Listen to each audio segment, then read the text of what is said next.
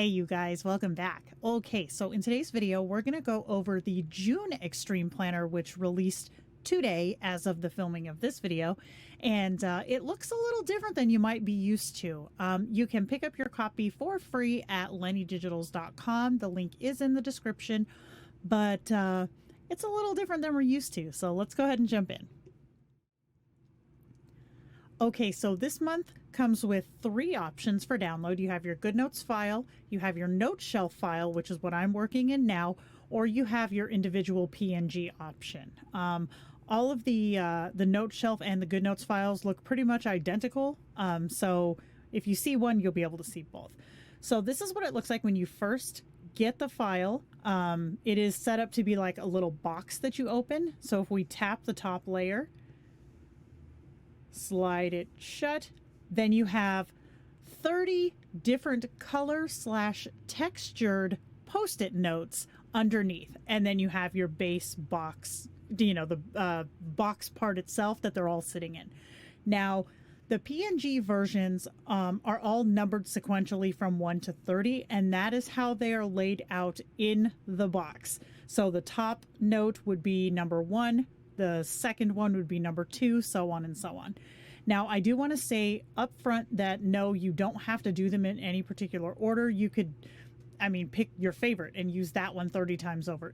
They're all here just for the people who like to have the additional challenge. Like, you might try to match your spread to the post-it note or however you want to do it. So I'm kind of thinking that I'm not going to use the first one for this demonstration because it is just a plain white one. I'm going to ease you guys in, but you can see they're all set up with a small drop shadow, super easy to use. So let's grab this pink one. I'm just going to slide it over so that I can copy it. And then if you hit undo, it'll go right back. And then I just have a blank page here. So I'm going to paste. And then we have our post-it note. Now, here comes the question that I get almost constantly when it comes to extreme planning challenges like this one is, what do you do for a background? Why isn't there a planner? Well, here's the thing with planning and digital planning specifically. There are only so many ways to, I guess, appeal to everybody. Like, some people want the desktop to be static. Some people want to have a planner that they can move around. Some people like to have things they can tuck into their current planners. So I try to cycle through to make, I guess, more than anything, to give people a chance to try something that they might not have tried before. Hence the extreme in extreme planning. It's maybe doing something outside the box, trying something you're not used to, and maybe finding a different way of planning that totally works for you. You never know. So what I do in a situation like this one, where the planner or where the month did not come with a planner or a background, is you can just use a plain background, which is what I have here in Note Shelf, or you can go to like Pixabay. They have desktop backgrounds. Like, you could find just like a wooden board looking background, put that in here. I like to also go into like Procreate and just do like a textured background, which works great in Note Shelf because you can layer, so you can put it at the back or without having to erase everything else like you do in Goodnotes. So for right now, we're just going to have a plain background. We will add something into here later. Now, I'm using this Square Mini planner sticker here. This is just a single piece sticker, but I thought because it is square, it would be really cute to use with the Post-it. Now, you could also put it here in place of the white paper if you wanted to make a full page, but I think I want to put it over here. If I were to do it smaller like this, then I could put like a clip there. I did create like the dark space at the top so it looks like they're the sticky ones, but you can, obviously it's digital, you can treat it however you want to.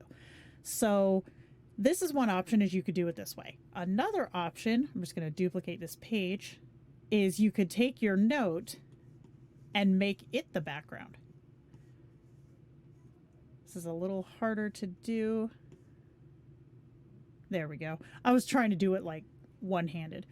So you could make this your background and then decorate on top of it. So if I were to take that that planner sticker, let me get to my files because that's where, oh, it's not there. That's all right. I'll just copy it from the previous page. So if I were to take this one and paste it on top, then you would have a pink background with your planner sticker on top of it. And that's fun too. So the reason that I do the index style planning, which is what I typically call these, because the first one I did this way was like little index cards, and but that was on a static background. So when people started moving away from traditional like vertical style planners or Erin Condren looking style planners, they wanted to be able to put their planner like this guy here on any desktop. And I will say that Rochelle had a big hand in creating this current trend with Pink Punch Studio, because she made the KISS planner, which had the backgrounds, and then you could put your like any stickers you wanted onto it. So every day had the same background effect, but you could put whatever planner you wanted on top of it. And I think that's kind of the trend that things are still going into. Like, I know I make them, the planner stickers, Pink Punch Studio I know has some, Souk de Coco has some, Small World Digitals has some. So it's a lot more freedom to do it this way. Plus you get a lot more variety and you get to test out a whole bunch of more planners without having to commit to like a full year's planner, you know? So I like to do these for that reason. But let's go back to this one. I'm going to see if I have any planner pictures in here. Of course I don't. I'll just take this podcast logo. But if this was my planner, because you guys know I do squares, then I could put this just like right here. Or I could put it on my Post-it note. But I liked it here better.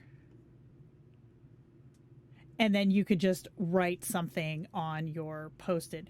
And I don't have my, I don't have my default fonts because I just switched my iPad. So we'll just write testing this.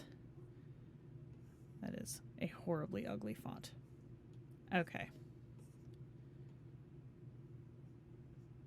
Oh, right. I keep forgetting you have to adjust your sizing in here.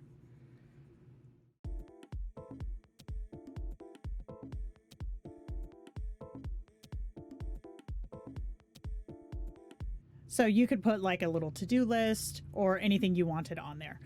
So that's pretty much it. You can use them however you want to. You can put them on a background, make them the background, make them a focal point, kind of tuck them behind another page. Ooh, that's something I didn't show you actually.